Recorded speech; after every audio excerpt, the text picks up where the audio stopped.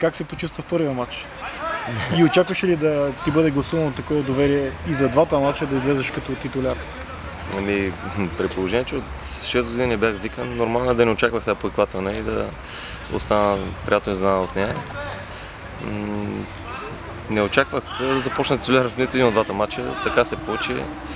Надявам се тренерът да е доволен от показаното и да разчита отново за следващия матч и на мен. Игра с страхотно самочувствие, което е доста похвално, но и типично за футболист като тебе.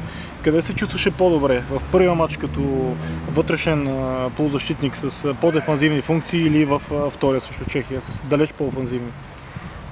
В двата матча така доста добре бяхме разузнали двата противника и на терена всичко беше ясно кой къде трябва да движи, как да подхожда към ситуациите и на двете позиции се чувствах достатъчно добре. Беше ясно, пак казвам, какво трябва да се направи в двата случая, така че всичко беше окей. И накрая всички говорят за тази атмосфера в съблекалнята. Какво толкова успя да промени Лило Пенев, че просто не узнаваме облика на националния отбор тази година? Аз не мога да ти кажа какво точно е променил.